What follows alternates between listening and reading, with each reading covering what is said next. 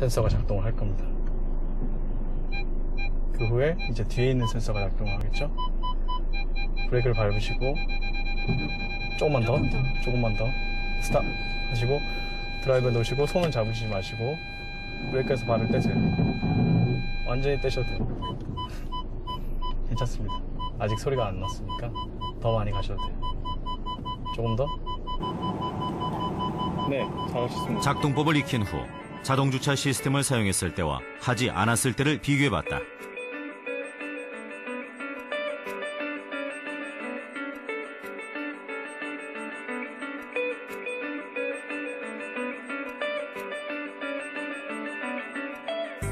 자동주차 시스템을 사용한 차량은 좁은 공간에서도 주차에 필요한 길이와 조향을 계산하여 빠르고 정확하게 주차하는 것을 볼 수 있었다.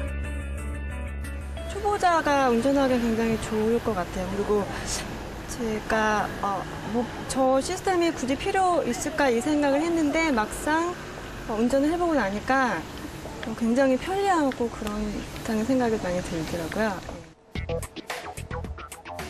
많은 운전자들이 주차에 대해 불편을 겪었던 만큼 주차 지원 기술은 꾸준히 발전해왔다. 어떤 단계로 발전해온 것일까?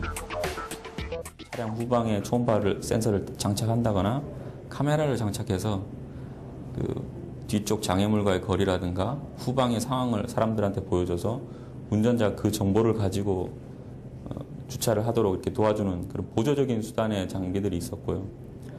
이제 계속 시스템이 발전하면서 조향을 자동으로 할 수 있는 그런 MDPS라는 시스템이 나오게 됐습니다. 기존에는 유압에 의해서 그 조향 시스템이 동작이 되었는데 이제는 전기나 모터에 의해서 제어되는 그런 시스템이 나왔습니다. 그래서 그 시스템이 나왔기 때문에 이런 에스파스 시스템도 자동주차 시스템도 개발이 될 수 있게 됐습니다.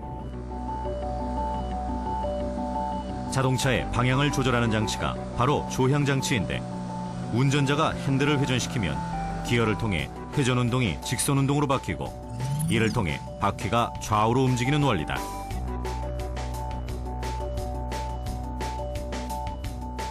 최초의 조향 장치는 기기식이었으나 압력을 통해 좀 더 부드럽고 가볍게 핸들을 전환할 수 있는 유압식으로 발전했다.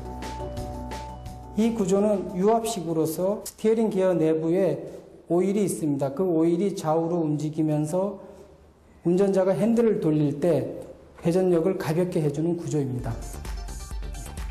유압식에서 한 단계 더 나간 것이 바로 전동식이다. 전동식 조향 장치는 전자식 장치이기 때문에 자동주차, 충돌 방지, 차간거리 제어, 차선 이탈 방지 시스템 등과 연계할 수 있다는 장점이 있다.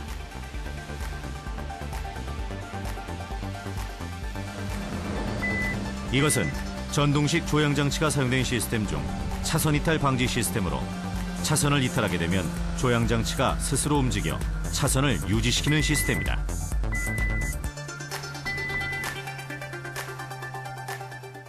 차량 전면에 차선 인식을 위한 카메라가 장착이 되어 있습니다. 그래서 그 카메라는 항상 그 주행 전방에 차선을 인식을 하게 되고 만약에 그 주행 중인 차량이 차선을 벗어날 그러니까 운전자의 차선 변경 의도가 없는데도 불구하고 차선을 이탈할 우려가 발생을 하게 되면 1차적으로 운전자에게 어떤 시각적, 어떤 청각적 경고를 먼저 내주고 운전자가 그에 따른 어떤 그 차선을 유지하고자 하는 노력이 없다면 이 시스템이 조향을 살짝 제어해 줌으로써 차량을 차선 안쪽으로 유지시켜주는 그런 시스템이 되겠습니다. 차선 이탈 방지 시스템, 실제 도로에서는 어떻게 작동할까? 작동 속도가 50km 이상이기 때문에 50km 이상 가속을 한 후에 중앙선을 넘어가는 경우를 재현해 보겠습니다. 지금 현재 넘어가는 상태고요. 네, 조향이 돌아와서 차선을 유지하는 것을 확인할 수가 있습니다. 다시 한번 해보겠습니다.